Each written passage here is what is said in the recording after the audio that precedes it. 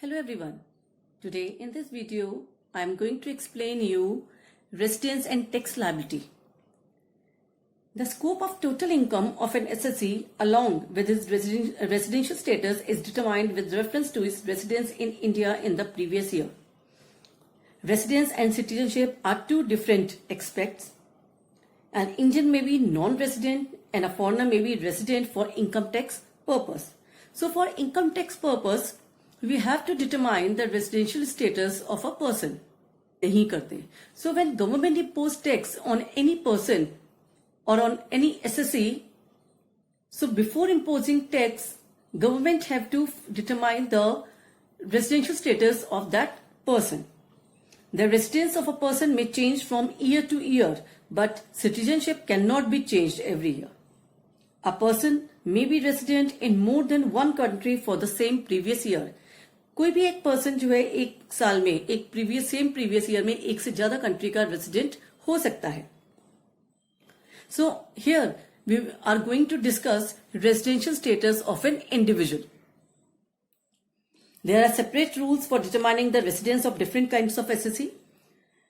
There are different kinds of SSE that like individuals, Hindu undivided family, firms, association of person, companies, and artificial judicial person. So today we will discuss the residential status of an individual.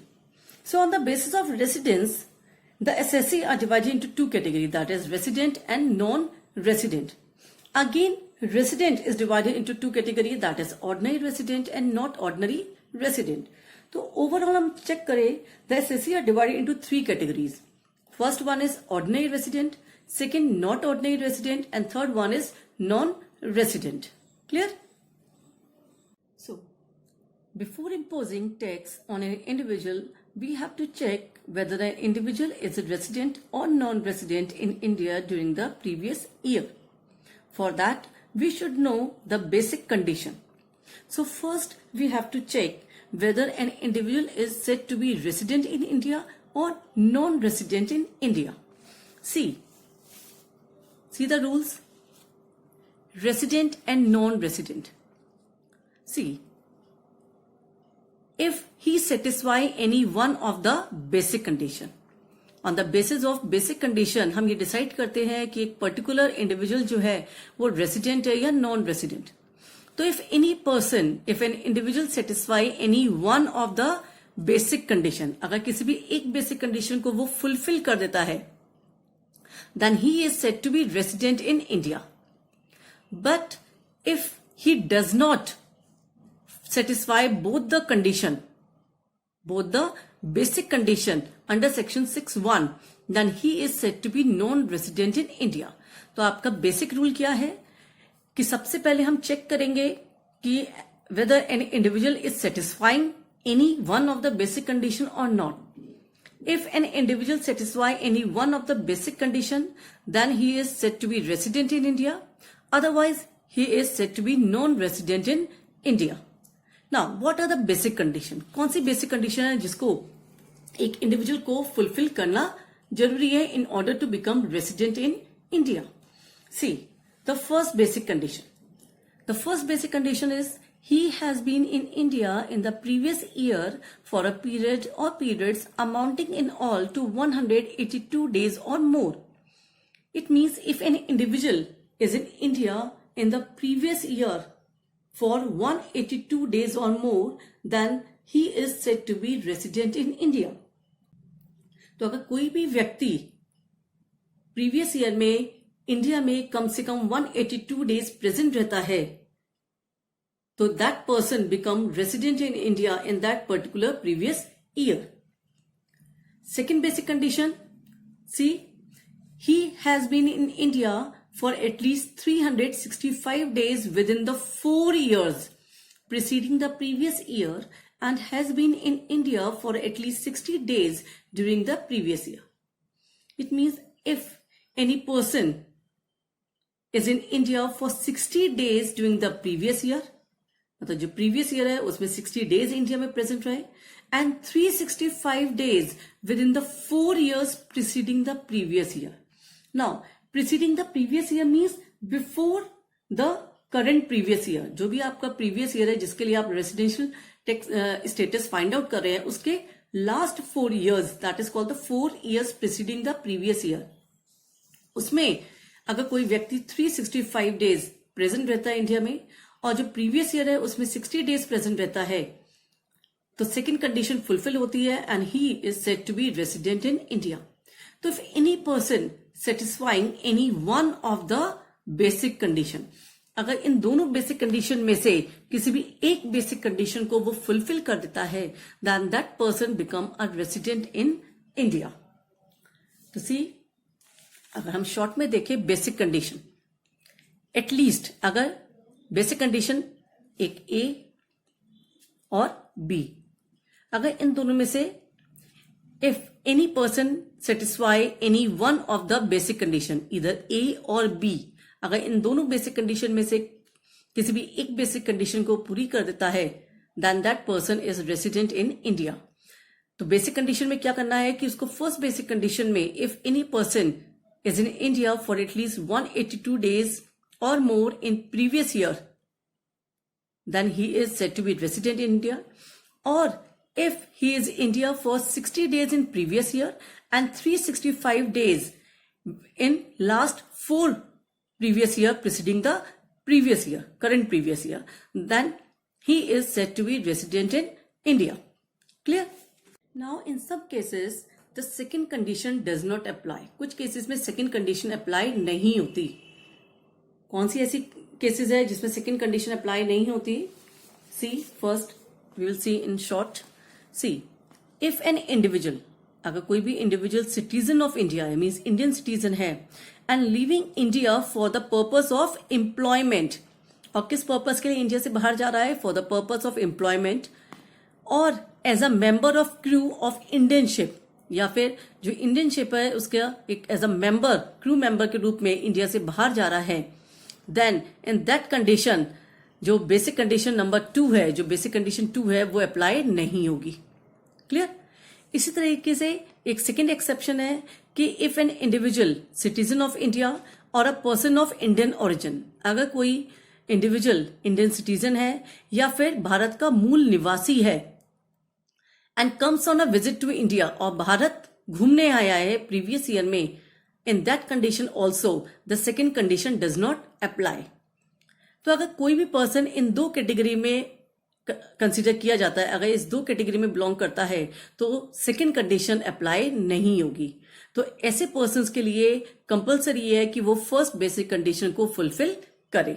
It means individual citizen of India living India for the purpose of employment outside India, और as a member of crew of Indian ship, और individual citizen of India or person of Indian origin comes on visit to India.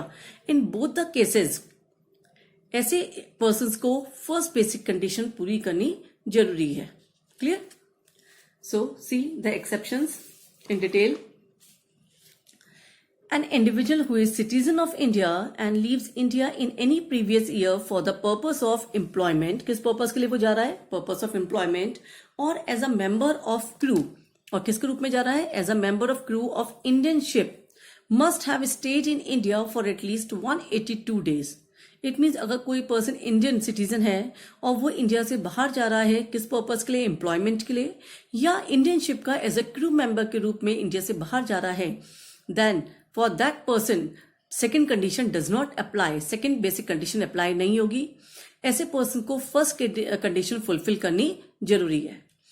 Second exception, that is if any citizen of India or a foreign national of Indian origin, if any citizen of India or a foreign national of Indian origin, अगर कोई Indian citizen है या फिर भारत का मूल निवासी है and who is living outside India, जो भारत से बाहर रहता है, comes on a visit to India, और इंडिया घूमने आया है in the previous year, he must have stayed in India for at least 182 days. तो ऐसी कंडीशन में भी ऐसे पर्सन के लिए भी सेकेंड बेसिक कंडीशन अप्लाई नहीं होगी. He have to stayed in India for at least 182 days. Clear? तो एक्सेप्शंस मीन्स कि ऐसे पर्सन जो इस कैटेगरी में आ रहे हैं उनके लिए केवल फर्स्ट कंडीशन फुलफिल करनी जरूरी है.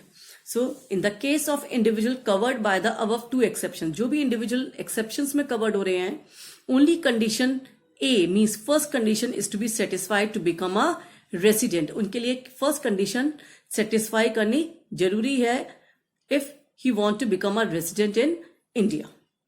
Second condition has no significance at all. Clear?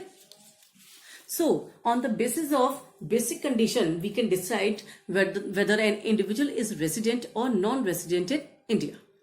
Clear? Now, after this, if a individual is resident in India, then we have to check whether that individual is ordinary resident or not ordinary resident. For that, we have to check the additional condition. अगर कोई भी person resident declare हो जाता है तो उसके बाद ये चेक करना कि वो पर्टिकुलर पर्सन जो है इंडिया में प्रीवियस ईयर में ऑर्डिनरी रेसिडेंट है या नॉट ऑर्डिनरी रेसिडेंट है, उसके लिए हम एडिशनल कंडीशंस को चेक करते हैं. Now what are the additional conditions? See, first additional condition, he has been resident in India in at least 2 out of 10 previous years immediately preceding the relevant previous year. He has been resident in India. उसको क्या होना चाहिए? Resident in India होना चाहिए in at least 2 out of 10 previous year immediately preceding the relevant previous year.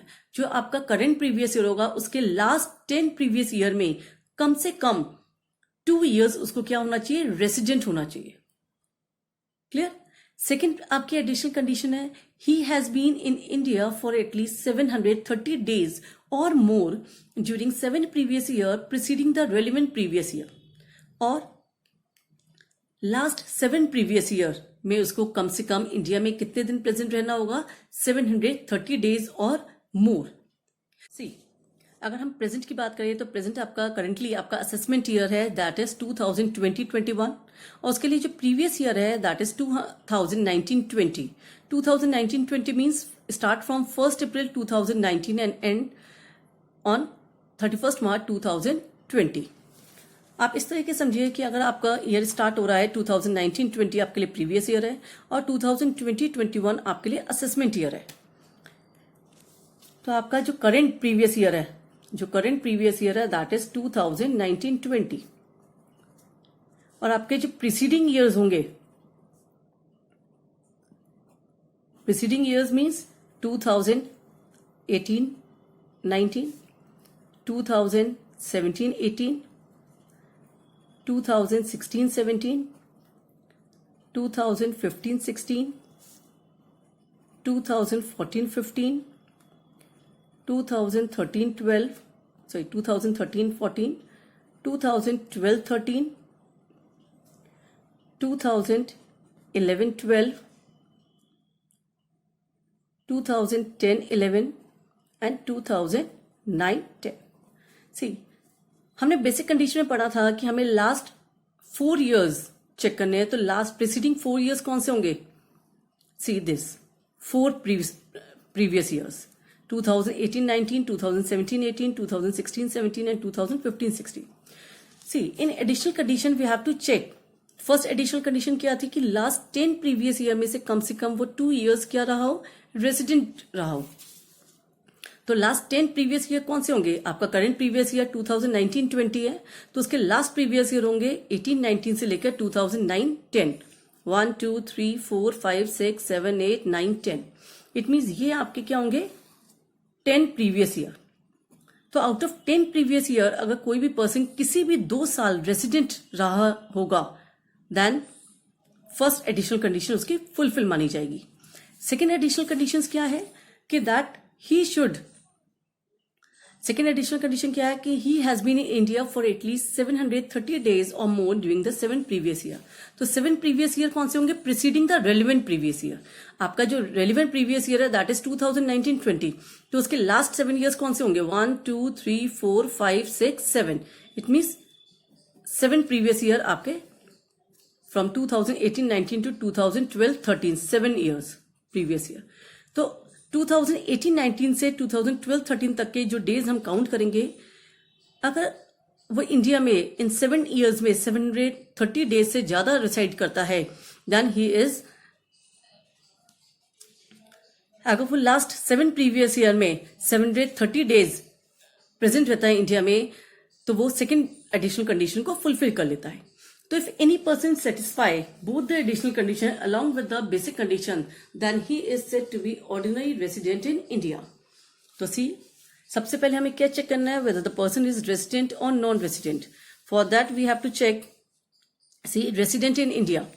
An individual is said to be resident in India if he satisfy any of the basic condition. तो अगर कोई भी person किसी भी एक basic condition को fulfil कर देता है then he become resident in India. After resident we have to check whether the person is ordinary resident और नॉट ऑर्डिनरी रेसिडेंट. तो सी, ऑर्डिनरी रेसिडेंट वो कब होगा, if an individual is said to be An individual is said to be ordinary resident in India if he fulfills any one of the basic condition and both the additional condition. Clear? तो अगर कोई भी basic condition, एक basic condition को fulfil कर ले और both the additional condition, then he is said to be ordinary resident in India. If an individual is satisfying, अगर कोई भी इंडिविजुअल सेटिस्फाई कर रहा है one basic condition but does not fulfil both the additional condition, लेकिन दोनों additional condition fulfil नहीं कर पाता, then that person is called the not ordinary resident in India. Now an individual who does not fulfil any one of the basic condition, अगर कोई भी individual किसी भी एक भी बेसिक कंडीशन को फुलफिल नहीं कर पाया, he is treated as non resident in India though he may fulfil both और any one of the additional condition.